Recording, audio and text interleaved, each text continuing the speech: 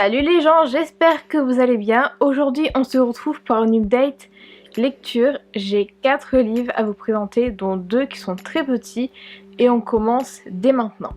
Nous allons commencer avec le Chabouboule de Nathalie Djemar aux éditions J'ai lu. Et pour m'accompagner, j'ai mon Chabouboule personnel qui est là et qui est tout timide. Ça fait longtemps que t'es passé sur ma chaîne YouTube, toi. Hein? Qu'est-ce que t'en penses? J'avais dévoré les 12 tomes de Chi plutôt rapidement. Je les ai pas achetés en même temps, je voulais vraiment faire durer comment dire ce truc que j'avais avec Chi. Je voulais vraiment faire durer le plus possible. Mais si je me serais écouté les 12 tomes, je les aurais bouffés en moins d'une semaine. Et donc, après Chi, que j'ai terminé, il me fallait une nouvelle saga, que ce soit une bande dessinée ou je ne sais quoi, avec des chats. Et j'ai fait la connaissance du Chabouboule. Et les 2 premiers tomes sont sortis chez J'ai lu. Du coup, je les ai achetés. Je les ai bien entendu dévorés. Le 3e tome est déjà sorti, sauf que pour l'instant, il n'y a aucune annonce chez J'ai lu. Du coup, si ça continue, je vais directement l'acheter chez Michel Lafon, donc en grand format.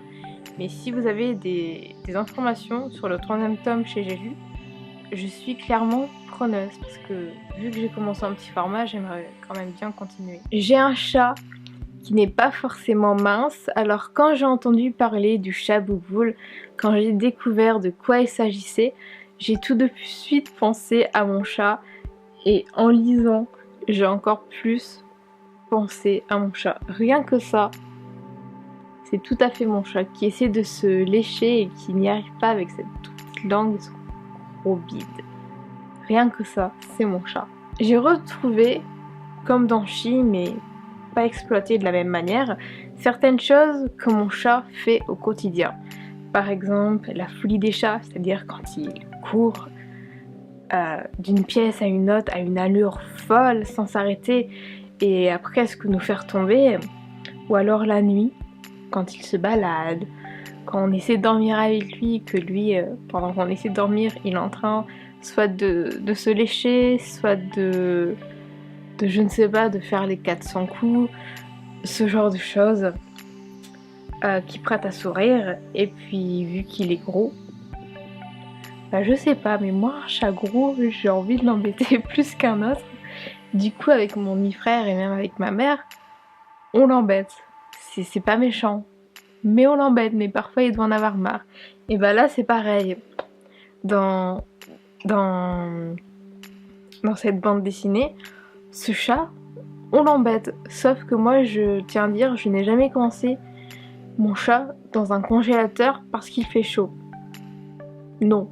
Bon, c'était marrant, mais bon, dans la vie réelle, tu fais ça, on te traite de monstre. Et c'est légitime. Voilà. Je vais vous montrer quelques planches.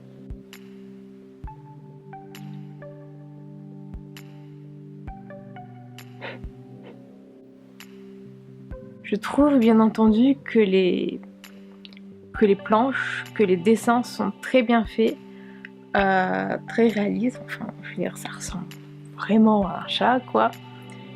Et j'ai pris beaucoup de plaisir à regarder les dessins bien attentivement et voilà. J'espère vous avoir un peu convaincu à acheter ces 2 premiers tomes, voire le 3e, que ce soit donc en petit format chez J'ai lu ou en grand format chez Michel Lafon. Chez Michel Lafon, vu que c'est vraiment le grand format, ils sont un peu plus chers, mais dans les 2 cas, ils sont beaux. C'est vraiment une très belle bande dessinée, une saga de bande dessinée très jolie que je vous conseille. Maintenant, je vais vous présenter L'Amarelle de Samantha Bali en auto-édition. Donc, il s'agit d'un livre qui s'appelle L'Amarelle. Donc oui, le roman s'appelle L'Amarelle, mais il s'appelle L'Amarelle parce qu'un livre à l'intérieur du roman s'appelle L'Amarelle et il va avoir une certaine histoire avec ce livre, mais il va avoir une histoire d'amour, si je puis dire, entre deux personnages du roman à cause de ce livre qui s'appelle La Marelle. Et c'est intéressant, c'est une histoire d'amour certes. Du coup, en commençant ma lecture, j'avais un peu peur que ça soit un peu cucu. Tout compte fait, pas du tout. C'est une histoire qui était très bien développée, qui était très puissante, qui n'allait pas dans les clichés, contrairement à l'histoire d'amour en général. C'est vraiment une très jolie histoire. Je suis pas particulièrement fan de la couverture. Du coup, c'est un livre que j'avais acheté en précommande, donc il a dû arriver au mois d'octobre. Mais j'ai mis un peu du temps à le lire parce que j'avais d'autres lectures qui étaient plus urgentes avant, notamment celle de l'université. Mais maintenant je suis très heureuse, je vais pouvoir vous en parler et c'est vraiment une lecture que j'ai beaucoup aimée. J'ai commencé ce roman sans vraiment savoir dans quoi je me lançais. Je savais juste que le roman s'appelait La Marelle, qu'il était écrit par Samantha Bali, que c'était en auto-édition, que j'avais déjà lu de Samantha Bali et que j'avais aimé et ça me suffisait.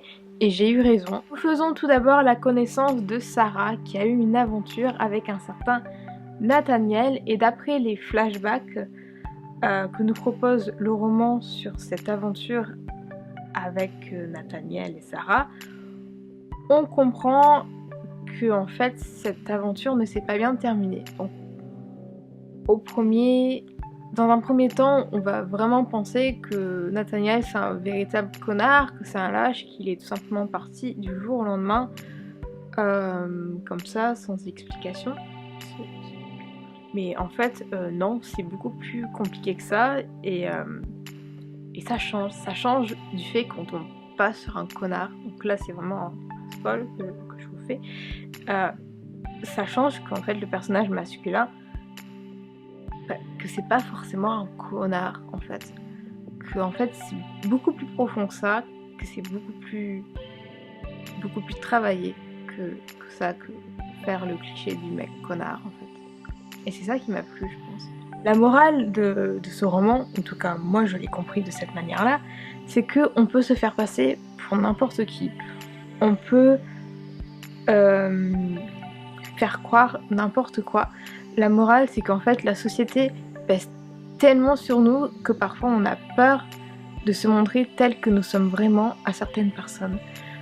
Peur de les décevoir ou ce genre de choses. C'est je pense, ce que j'ai retenu du roman et quelque chose avec laquelle je suis totalement d'accord, bien entendu. Si vous avez lu le roman, vous savez bien entendu de quoi je parle en disant tout ça. Je pense que j'ai assez dit de choses sur le roman, pour pas dire un peu spoiler, et j'en suis navrée. Mais si vous avez lu le roman, vous comprenez de quoi je parle exactement. Je vais pas en dire plus, je vous laisse le lire, parce que c'est vraiment une histoire que j'ai vraiment beaucoup aimée, et c'est très rare que j'aime une histoire autant que celle-ci. Ça arrive, mais les coups de cœur sur une année de lecture, ils tournent pas plus que 3 en 4. Et là, je suis assez contente, on est en novembre et j'ai encore des coups de cœur. Donc tout compte fait, ça a été une très bonne année littéraire pour moi, je pense. Ce que j'ai également beaucoup apprécié dans ce roman, c'est que les personnages sont très travaillés, ils sont vraiment très profonds, très approfondis, très travaillés, je l'ai déjà dit, j'en suis désolée. Ce que je retiendrai le plus, celui que je retiendrai le plus est bien entendu Nathaniel, que j'ai vraiment aimé. Il est très mystérieux, il est très secret, on se pose beaucoup de questions en fait sur lui dès le début du roman, du genre qui est-il, d'où vient-il, il veut quoi, enfin ce genre de choses.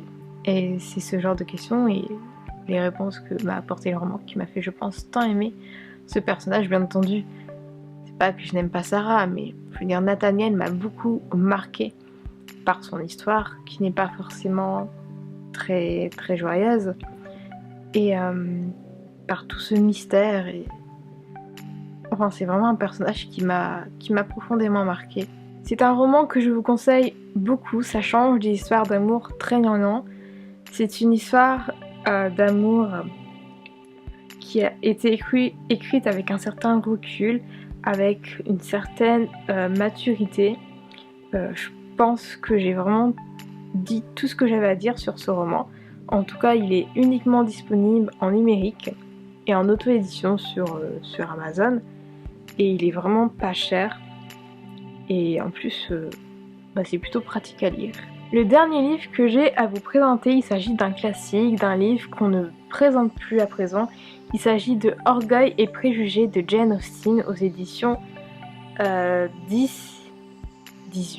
Le film que j'avais regardé à l'époque en streaming et que j'avais ensuite regardé une seconde fois légalement sur Netflix, il m'avait vraiment fait fondre. Je l'ai re-regardé il n'y a pas super longtemps dessus, il doit avoir peut-être 3 mois.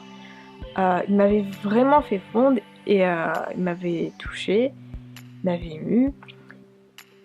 Et j'étais assez curieuse de lire l'histoire originale et elle m'a tout autant touchée que le film. Et j'en suis très contente. On a toujours peur un peu des résultats en fait. Quand on regarde le film avant le livre, on a toujours peur de... pas d'être déçu, mais que certaines choses changent. Et là, pas tant que ça. Quand on lit le livre avant le film, là on a peur d'être déçu, puisque le film, on le place sur un piédestal.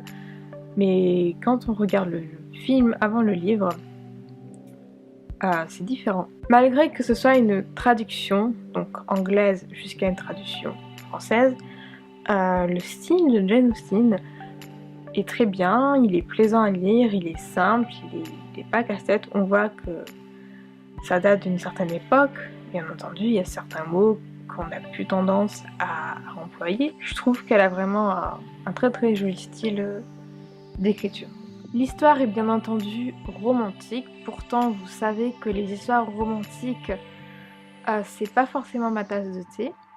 Pourtant celle-ci a été très intéressante. Premièrement, c'est un classique, donc il mérite d'être lu. Je dis pas qu'on a l'obligation de lire les classiques, mais ce sont des livres qui méritent d'être lus. C'est différent. En tout cas, moi j'ai beaucoup aimé, ça m'a beaucoup touchée. Le film m'avait touchée, mais le livre m'a également touchée. J'ai vraiment adoré faire la connaissance de la famille Bennet, que ce soit la mère, le père, les filles, mais également d'autres personnages comme Darcy, je pense que c'est son nom. Ce genre d'histoires sont toujours très intéressantes parce que ça ne se passe pas à la même époque que nous, à la même période. Ce qui est intéressant à lire, ne serait-ce que pour notre culture. Pour finir, tout ce que j'ai à dire, c'est que je vous conseille bien entendu ce livre, ne serait-ce encore une fois que pour notre culture, mais également parce que c'est un classique. Comme je l'ai répété quelques minutes avant, il mérite d'être lu. Les classiques méritent d'être lus et celui-ci ne fait pas exception à la règle.